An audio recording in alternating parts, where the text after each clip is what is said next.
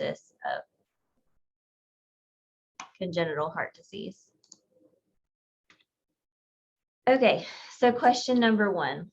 All of the following cardiac conditions can present with heart failure within the first 6 weeks of life, except A, complete AV septal defect, B, coarctation of the aorta, C, pulmonary stenosis, D, ventricular septal defect, and E, hypoplastic left heart syndrome. What do y'all think?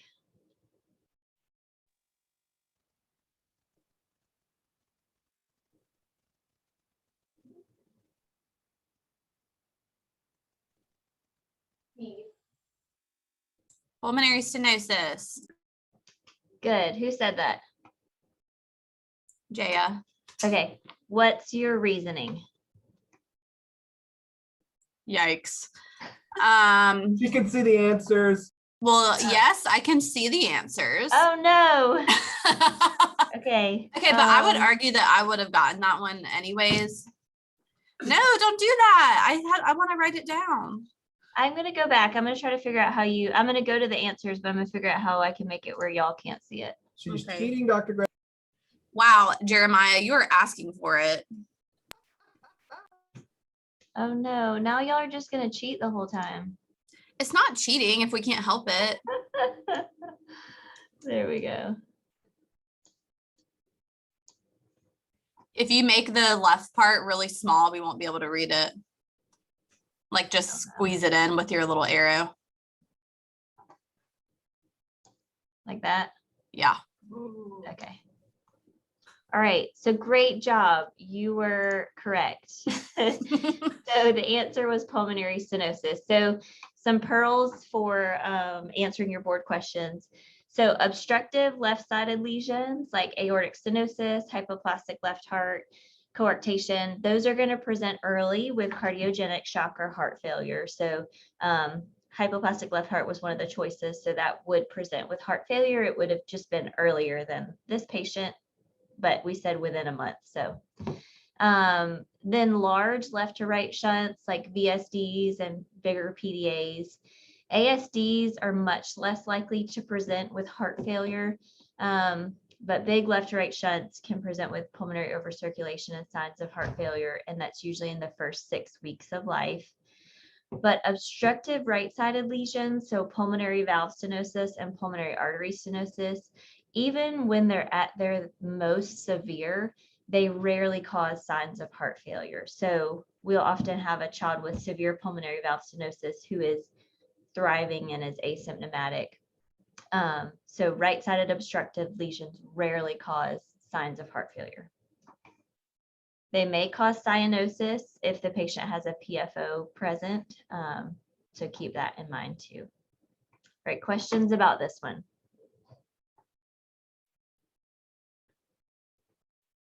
Okay, we'll move on to the next.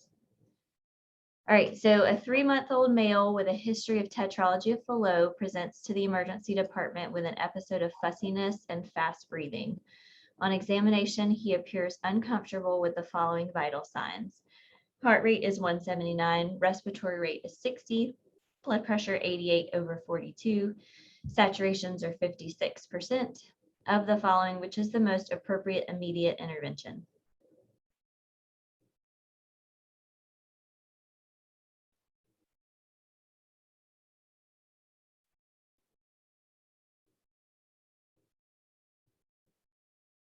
Any guesses?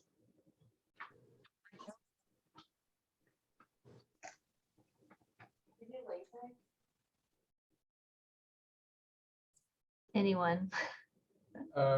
Furosemide? Did somebody say something? Furosemide? No. D, oxygen. Right, good, oxygen. So what are there's a couple of things on here that are actually contraindicated in a TET spell and could make it worse. One of those is furosemide. Awesome.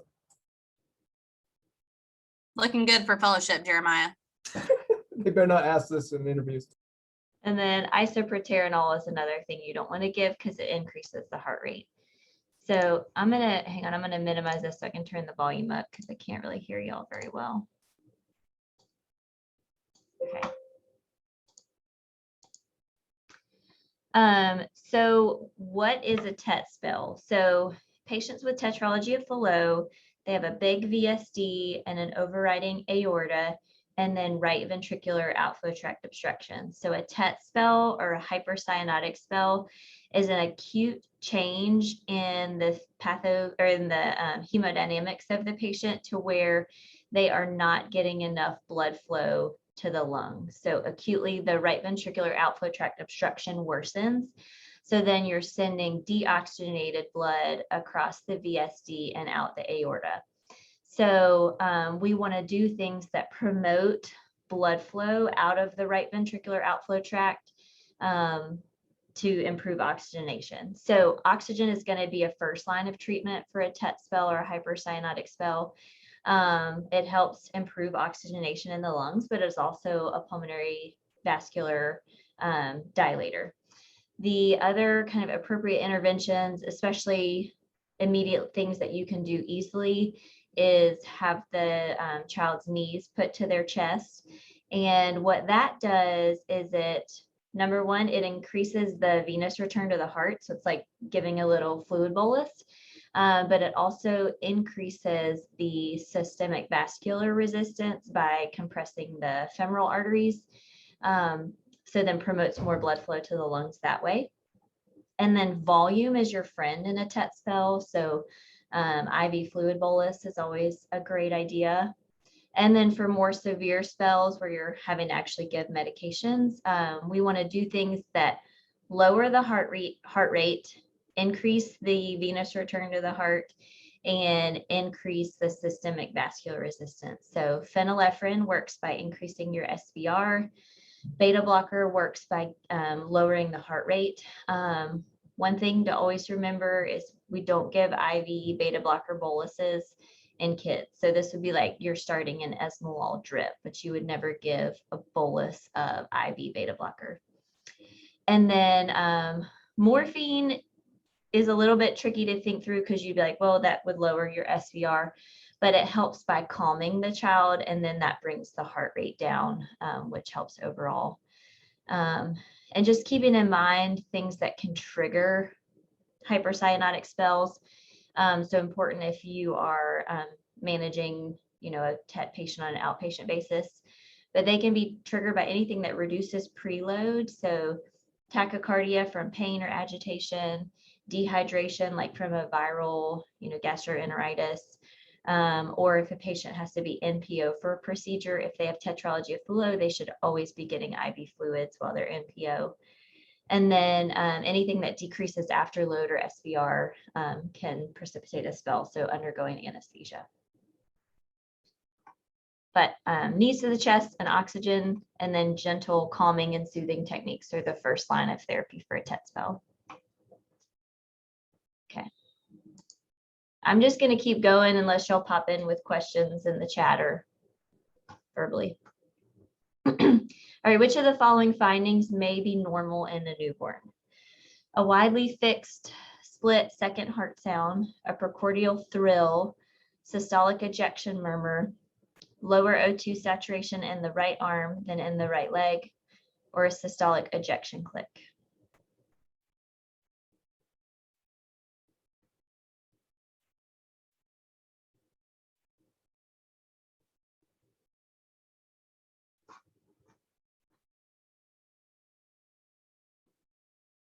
Any guesses?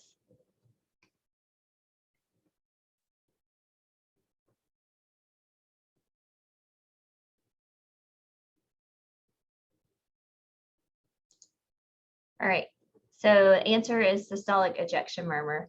So all the other things are going to be signs of something pathological. So widely split fixed second heart sound, precordial thrill, systolic ejection click. Those are all signs of some sort of pathology. And then a lower O2 saturation in the right arm than in the right leg. That is what's called reverse differential cyanosis, and can be suggestive of transposition of the great arteries in the setting of pulmonary hypertension or coarctation.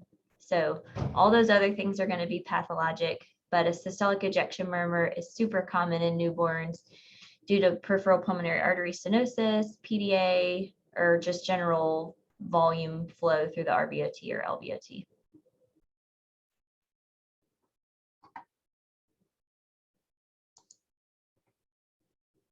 Okay, 1-month-old previously healthy male infant presents with poor feeding.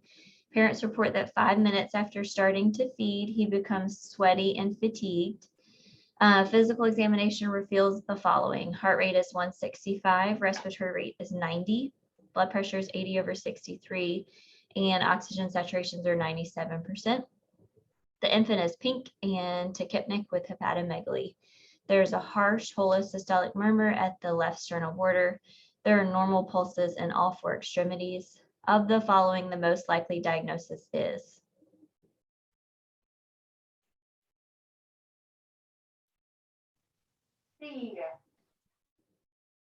C. Good. So ventricular septal defect. So let's talk through the other choices quickly. So atrial septal defect, even when it's huge, is rarely going to cause this degree of heart failure symptoms. So sometimes our babies with a huge ASD will have maybe trouble gaining weight and they'll be on the smaller side, but they usually don't have this degree of tachypnea, hepatomegaly, and failure to thrive.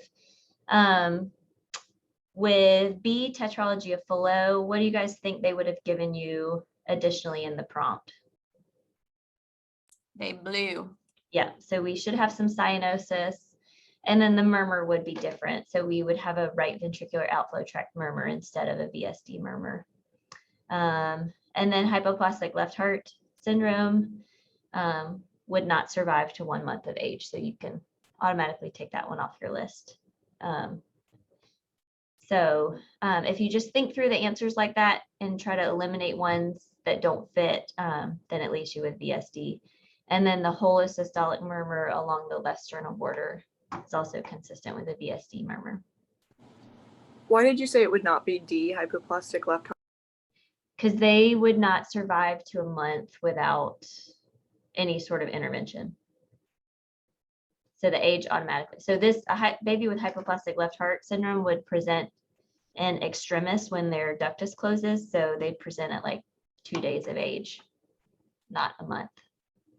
Thanks. And then they would also be cyanotic at that point. Does that answer your question? Yeah, thank you. All right, make sure we said everything. So this infant had signs, symptoms of pulmonary overcirculation or congestive heart failure. And then additionally, the murmur is consistent with a VSD murmur. ASDs rarely lead to congestive heart failure. Tetralogy of Fallot would have had a cyanotic presentation and an RVOT murmur. And then infants with hypoplastic left heart syndrome would present in shock at a much younger age. Okay, so a 5-year-old child undergoes a cardiac catheterization, and the hemodynamic data reveal saturations as follows. So SVC saturations are 70%, right atrium 85%, right ventricle 86%, main pulmonary artery 85%, LPA and RPA are both 85%, and aorta is 98%. These data are most likely consistent with a diagnosis of VSD, PDA, ASD, or no structural heart disease.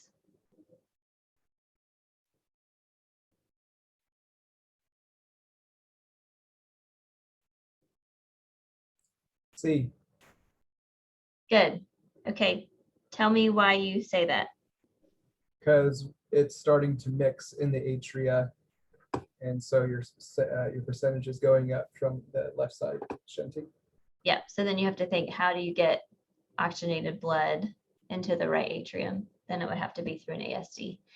So if you get cath questions like this on your PEDS boards, they're going to be very kind of basic, thinking through just the general hemodynamics.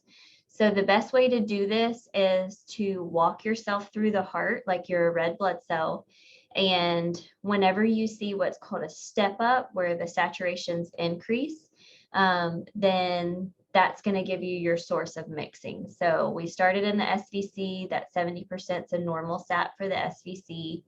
And it should have stayed consistent throughout all of the right-sided structures, because otherwise you're not getting any oxygenated blood to the right side. So we saw that we had a step up in the right atrium, which was suggestive of an atrial septal defect. What would we have seen if there was a PDA? Where would we have seen the step up?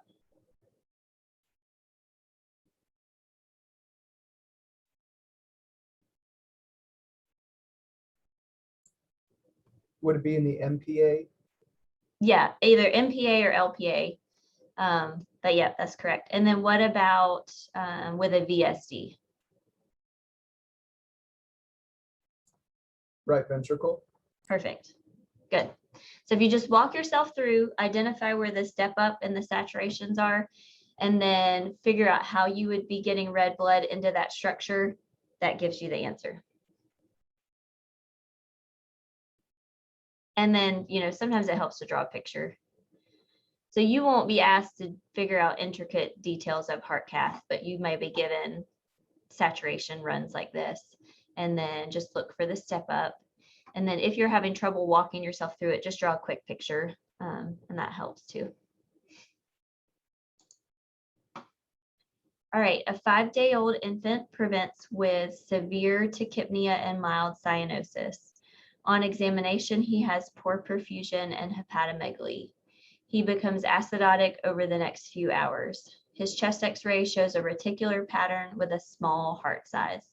The most likely diagnosis is obstructed TAPVR, transposition of the great arteries, interstitial pneumonia, or VSD.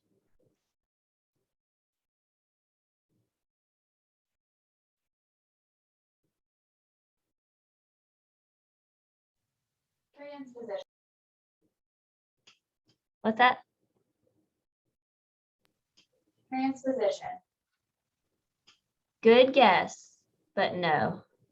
A, obstructive TAPVR. TAPVR. Okay, what makes you guess that? I think the hepatomegaly tells me there's probably obstruction. Well, we can see hepatomegaly with a big VSD. We can see it with hypoplastic left heart. So that one's a little bit non-specific. Dang it. Small heart size. Good. Why is the heart size small? Dang it. It's not getting appropriate return, but I don't know why that would make the heart. Yeah. So if your heart is not getting volume return, it's going to look small on X-ray. So transposition was a great guess, because this is a child that's presenting with poor perfusion, signs of distress. So thinking through the critical congenital heart disease. So that was a great guess. So, narrowing it down to the couple things that you think it could be is going to be super important on your boards. And then finding the little details that help tease between the two. So the things that stick out that suggest this is TAPVR is, one thing is the small heart size. So that's suggestive that we're getting decreased return to the heart, and in TAPVR, that's because the venous return is not making, pulmonary venous return is not making it back to the heart. The other thing is the reticular pattern on chest X-ray, which essentially is like a completely whited out chest X-ray. That can be suggestive of TAPVR. It can also be suggestive of like a fulminant pneumonia. But the way you tease this out from a pneumonia is the acidosis. So with a pneumonia, if the baby is getting proper treatment, it's getting respiratory support, we wouldn't expect that baby to develop profound acidosis, whereas a baby with TAPVR, because they're not getting pulmonary venous return to the heart, they're not having good cardiac output, they're going to get worsening acidosis really kind of no matter what interventions you do. So the things that really are going to tip you off to TAPVR are going to be a reticular or whited out chest x-ray, a small heart size, and then progressive acidosis. So keep those kind of little tidbits in mind to trigger your memory towards TAPVR. All right, so then reasons why it's not the other diagnosis. So TGA was a great guess. They're often going to give you a clue that this baby is not really uncomfortable or in distress. So these babies are going to be described as being either comfortably cyanotic. They may be tachypnic, but they'll be described as a comfortable tachypnea.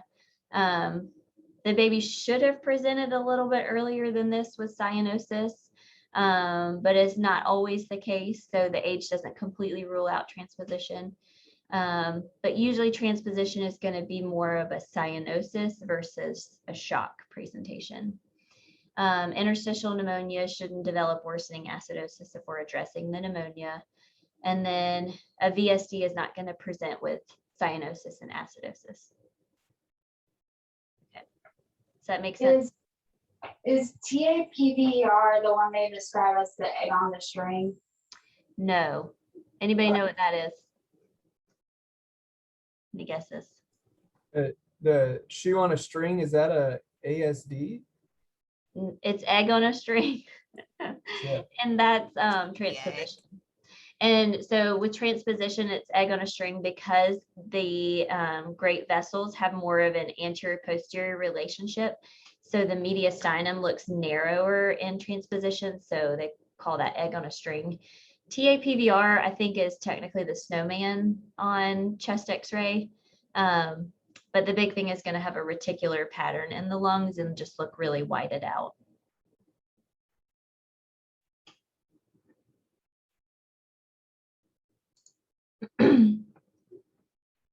All right, you are seeing a 3-month-old male who has had poor growth and feeding.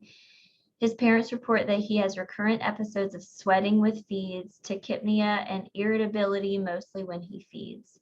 Despite rocking and consoling him, he remains irritable during and immediately after feeds. The infant is pink and tachypnic. The liver is enlarged. There is a high-pitched holosystolic murmur at the apex, not the ape. His chest x-ray reveals cardiomegaly. His EKG shows Q waves and 1 AVL, V5, V6, along with ST elevation in V5 and V6. Of the following, the most likely diagnosis is, and I'll show you the EKG after I read the answers, colic, atrial septal defect, ventricular septal defect, or anomalous left coronary artery from the pulmonary artery. And then this is the EKG.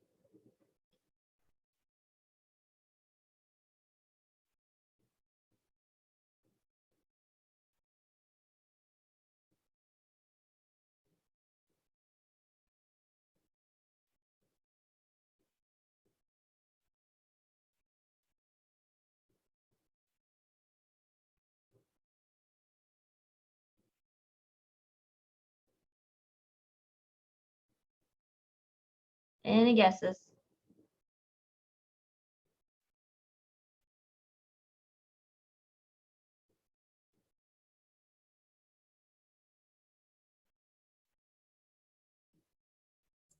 Okay. VSD? What? VSD? No. So let's walk through each of the answers and we'll kind of talk through why it's not each answer. All right. So what about colic? Why is this not colic? Colics don't have a murmur. Don't have a murmur.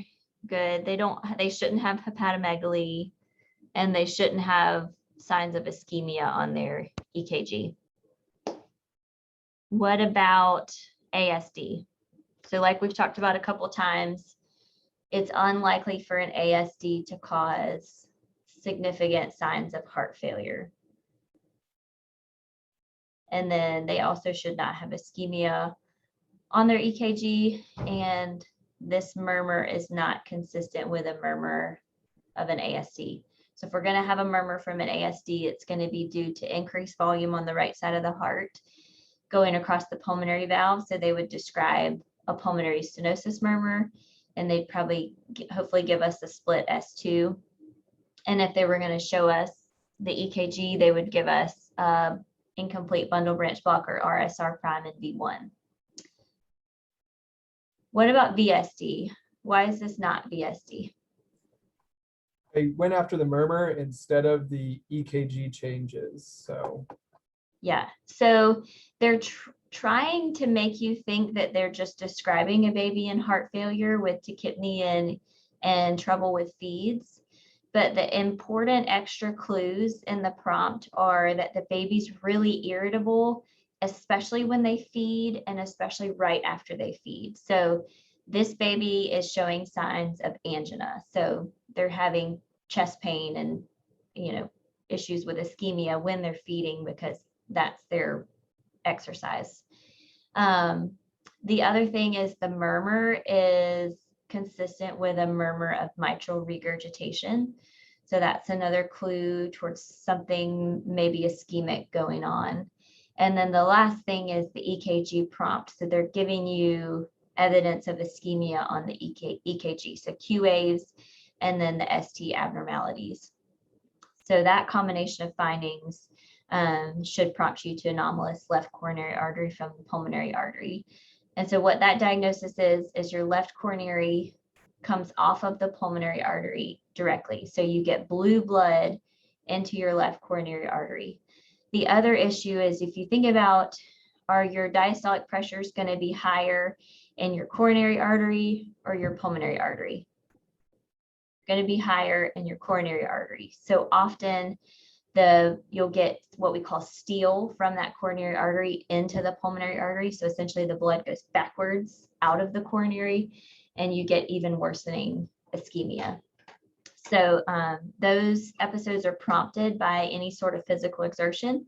And so in a 3-month-old baby, their physical exertion is feeding. So if you have a baby that is really irritable with feeds and right after feeds, but then you have other signs of cardiac pathology, like in this prompt, you should think of Al-Kappa.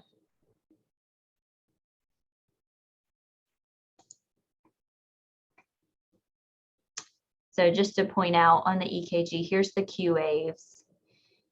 And then we also see the ST abnormalities and T wave inversion.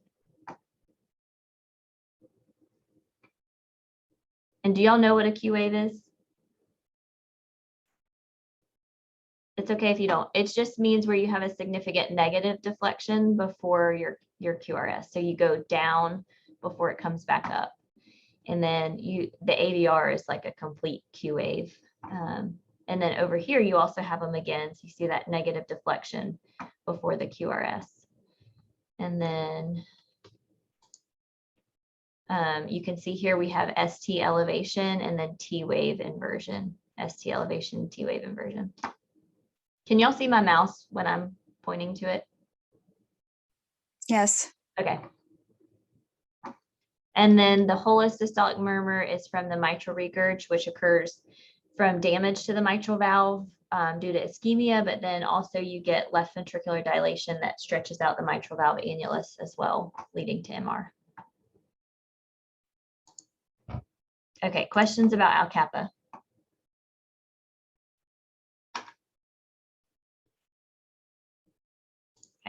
All right, you are called to see a newborn with severe cyanosis and a saturation of 65%.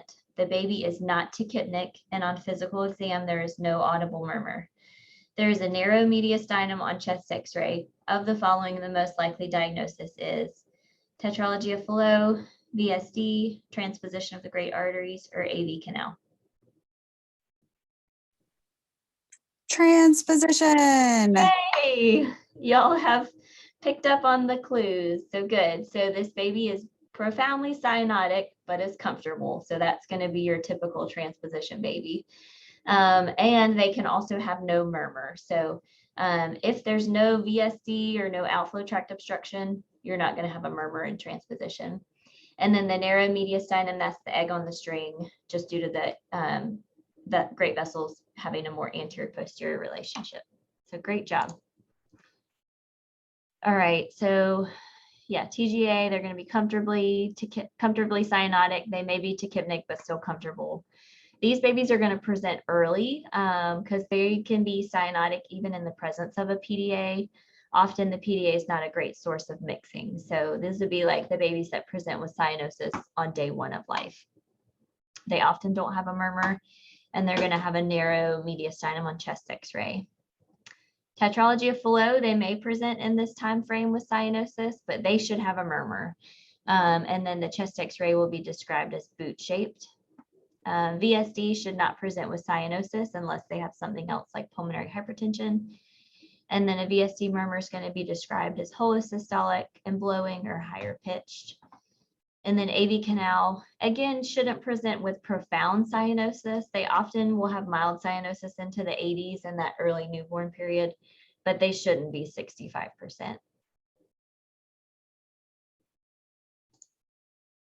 All right, next question. I have a quick question for the last one. So even though the PDA is not super helpful, would you still want to give this baby prostaglandins to keep the PDA open? Yeah, you would, because even though it's not a great source of mixing, it is some mixing. So we would usually start prostaglandins to keep the ductus open or to reopen the ductus. Okay, thank you. Often the babies with the profound cyanosis will have to get a balloon atrial septostomy, where they open up the atrial septum to get more mixing. But yeah, this is one that you'd start prostaglandins for. Great question.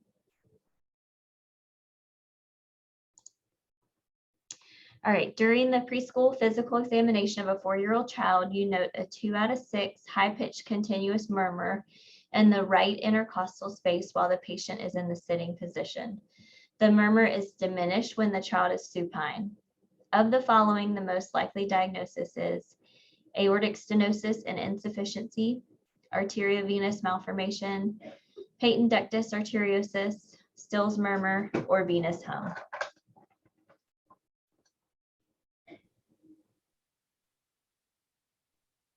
Venous hum. Great. Okay, good job. So what tipped you off to venous hum? It's right-sided and is continuous and goes away when they lay down. Great, all good answers. So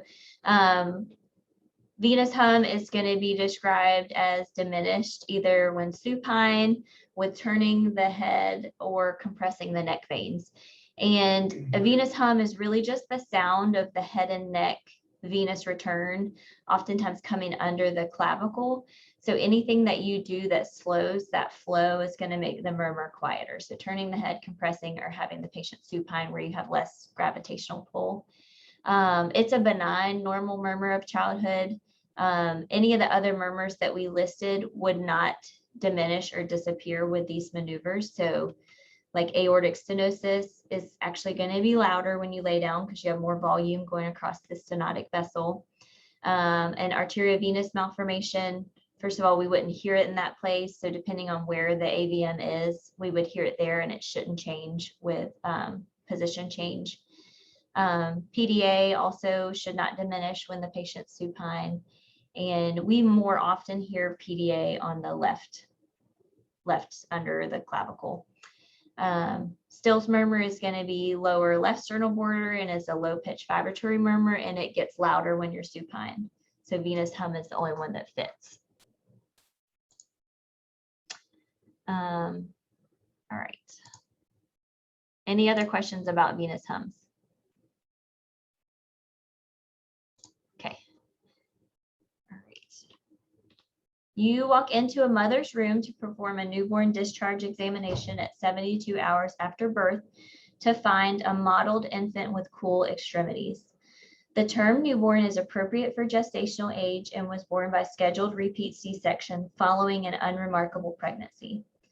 The baby's temperature is 36.6 degrees Celsius, heart rate is 180, respiratory rate is 74, blood pressure is 50/35, and saturations are 90% on room air. The exam is notable for diffuse mottling, cap refill of 5 to 6 seconds, tachycardia with a single S2, no murmur, and a liver down 2 centimeters below the right costal margin, and weak pulses. the following rhythm strip is obtained. Of the following, the most likely diagnosis is cardiac tamponade, cardiomyopathy, hypoplastic left heart syndrome, myocardial infarction, or supraventricular tachycardia.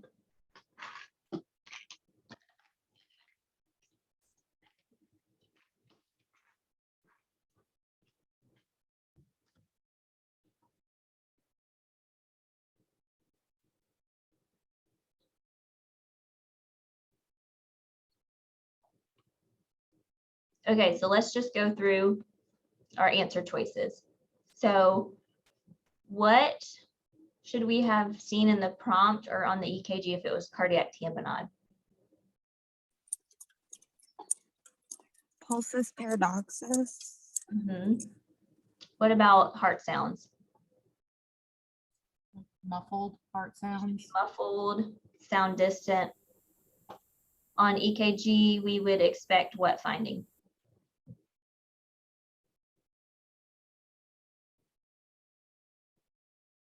Electrical alternans.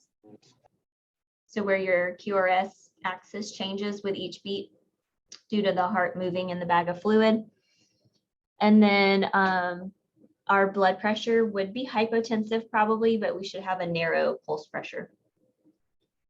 So not tamponade. What about cardiomyopathy?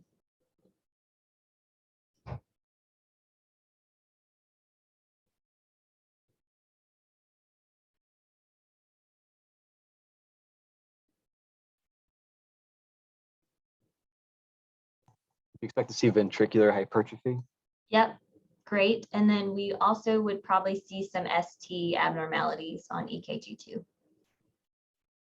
Would you expect an older child to have cardiomyopathy, or can it have it?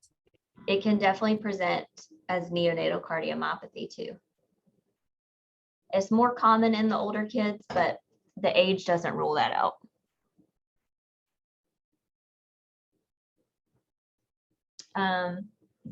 Okay, so hypoplastic left heart syndrome is the answer. Is there anything on the EKG that helps you?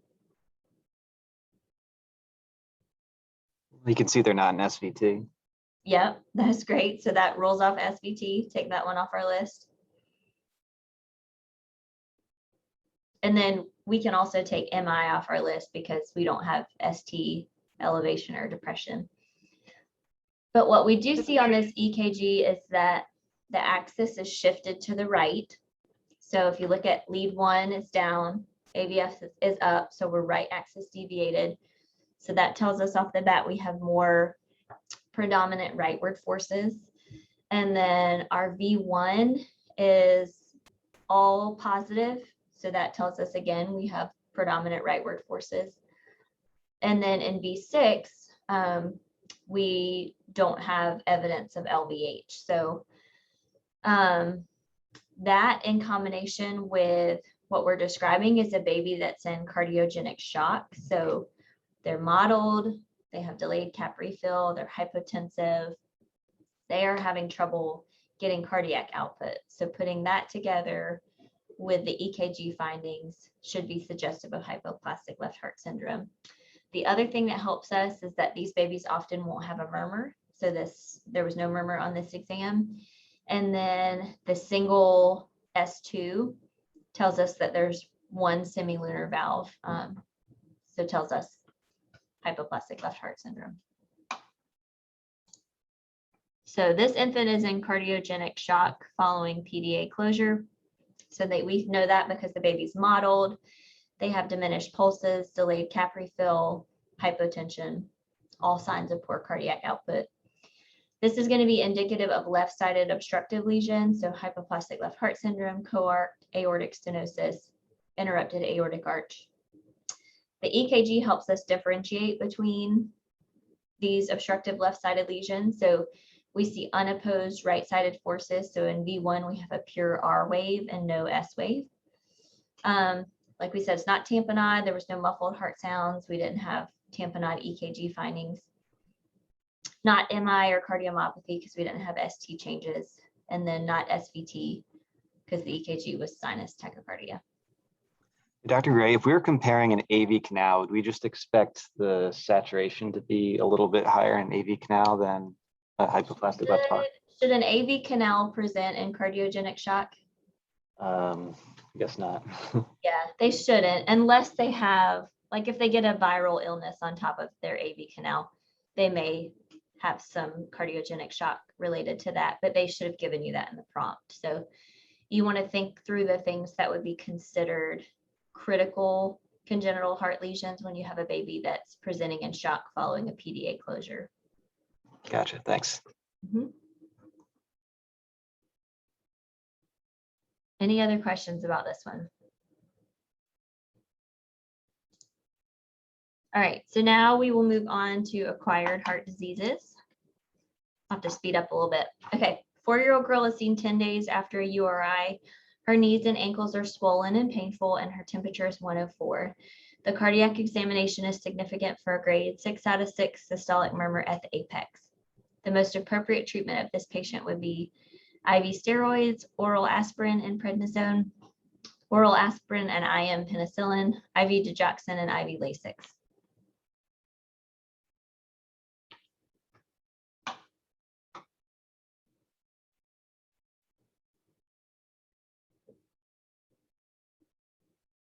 Any guesses?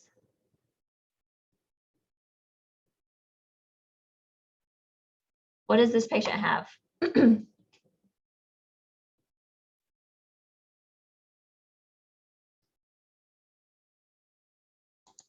Okay, so she has rheumatic fever.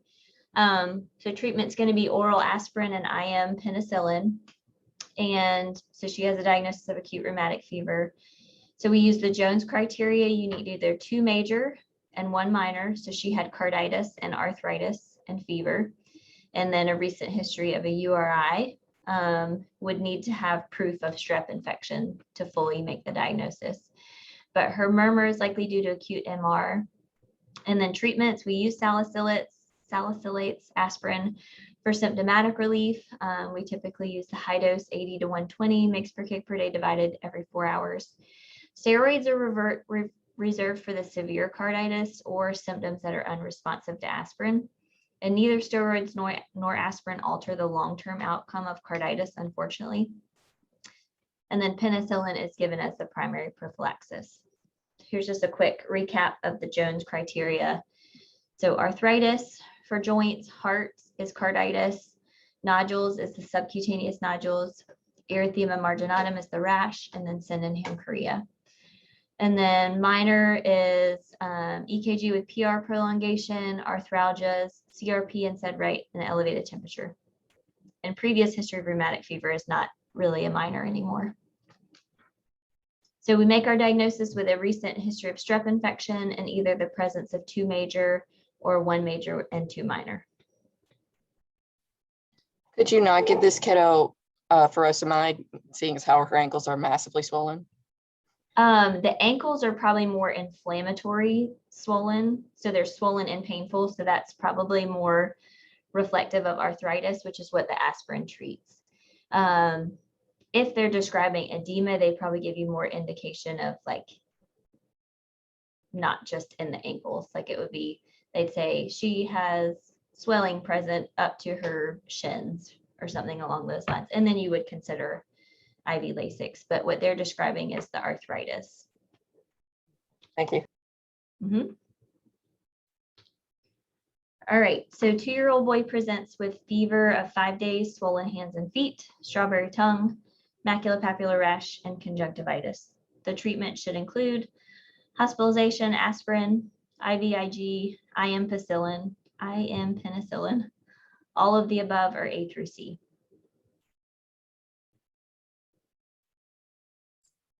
A through C. Good. What do they have? Kawasaki. Good. So Kawasaki, hospitalized, start IVIG and aspirin, echo at the time of diagnosis with attention to the coronary arteries. Y'all know that one by the back of your hands. All right, 12-year-old boy presents with 24-hour history of sharp pleuritic chest pain that is worse when supine and improved with leaning forward. His temperature is 101.3 and there's a high-pitched continuous murmur on examination. The most likely diagnosis is costochondritis, pericarditis, bacterial endocarditis, mycoplasma pneumonia, and myocarditis.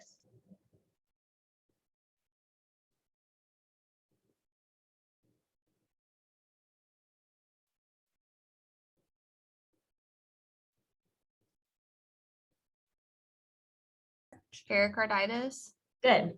And then if they gave us an EKG, what would we see? Diffuse ST ST elevation. Good. So not costochondritis, because the description of the pain, worse when supine and improved with leaning forward, doesn't really go with costochondritis. You also don't typically have fever or a murmur with costochondritis, and they'll often give you the qualifier that it is tender to palpation.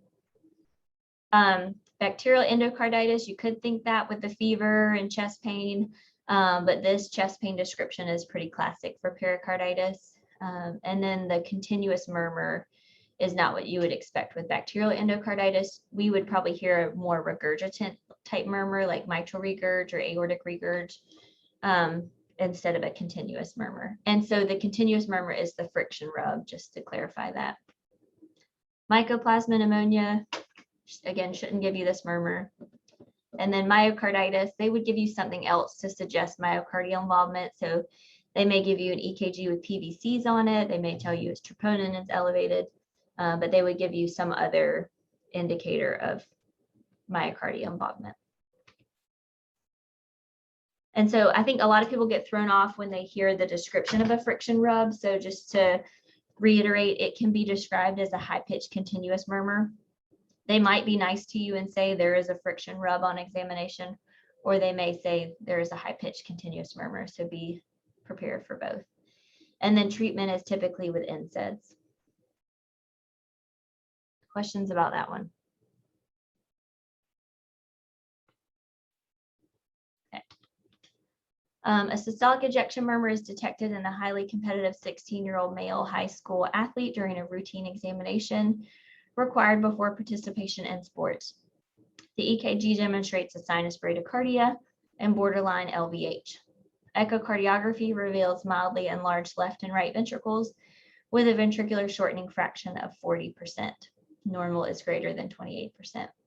Of the following, the most likely explanation for these findings is autonomic dysfunction, cardiovascular response to athletic training, early evidence of dilated cardiomyopathy, early evidence of hypertrophic cardiomyopathy, or myocarditis.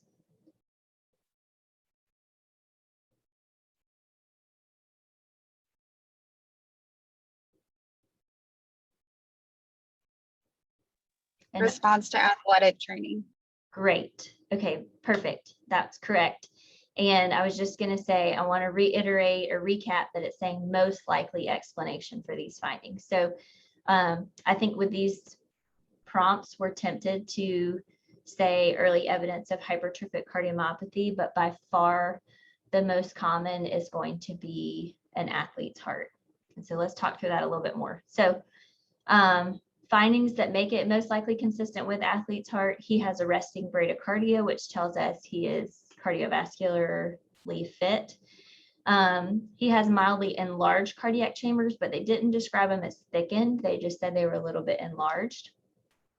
And then when you have enlarged chambers in the setting of a really robust systolic function, so we said the the shortening fraction was 40%, which is well above normal.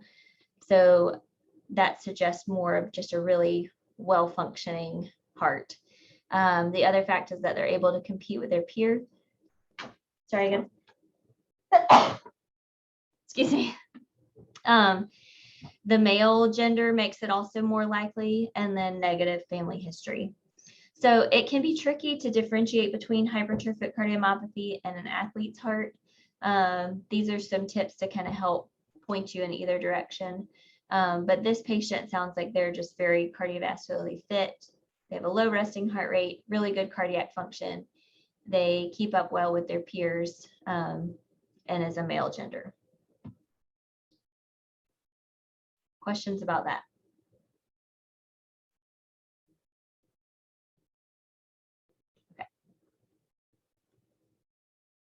Okay. I think the other thing you could have been tempted to put was dilated cardiomyopathy, since they describe the left and right ventricles being a little bit big, or sorry, yeah, being a little bit enlarged. If you have dilated cardiomyopathy, you would not expect for their shortening fraction to be that high if they're dilated.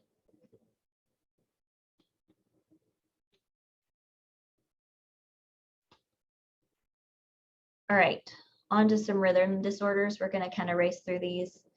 6-week-old infant brought to your office for a well baby visit. Your nurse discovers a rapid heart rate. EKG shows a regular narrow complex QRS tachycardia with a rate of 260. Appropriate therapy for this problem could include all of the following except IV administration of adenosine, placing an examination glove filled with ice water over the infant's forehead, IV administration of verapamil, and application of gentle abdominal pressure to mimic a Valsalva. C. What's that? C. Correct. Great. You didn't fall for it. So we never want to give IV calcium channel blockers to infants. This infant has SVT, so all the others were appropriate treatments. Obviously, the adenosine you're not going to give in a general pediatric office, so that would occur in the ER or in the ambulance. But never give IV calcium channel blockers to an infant. They're reliant upon the calcium influx for myocardial contractility. So if we block that, we can lead to hemodynamic collapse. So don't do it. All right, in an evaluation of PVCs, you find the finding that is most commonly associated with a benign prognosis is PVCs that disappear with exercise, ventricular couplets, ventricular tachycardia, or multiform PVCs.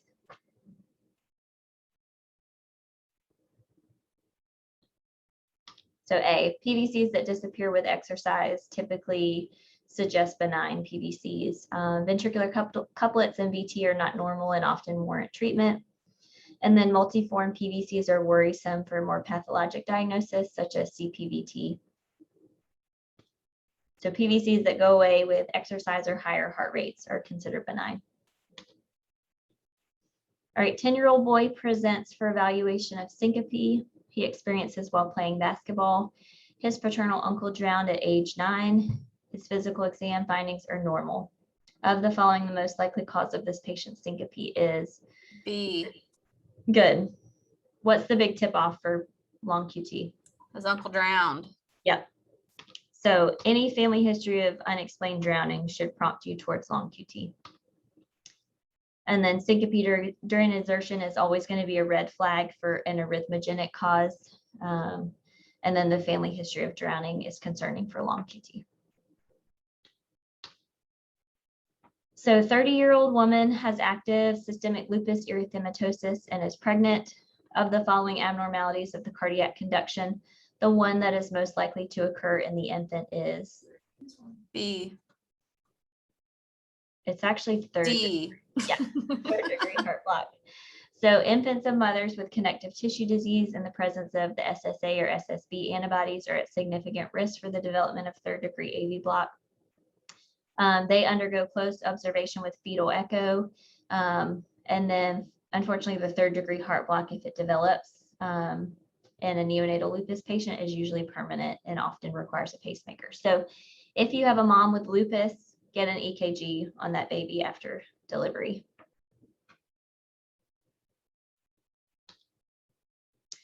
And then here are just some high yield memory things that would be good to kind of write down and make sure you memorize before your boards. Just some kind of genetic associations that often pop up, and these would be great kind of easy questions for you to get right. So Alagille syndrome is associated with peripheral pulmonary artery stenosis. Noonan's is going to be associated with pulmonary valve stenosis and hypertrophic cardiomyopathy. DeGeorge gives us our conotruncal abnormalities, so interrupted aortic arch, truncus arteriosus, and tetralogy of Fallot. Congenital rubella syndrome is associated with pulmonic stenosis and PDA. Williams syndrome with supravalvular aortic and pulmonic stenosis.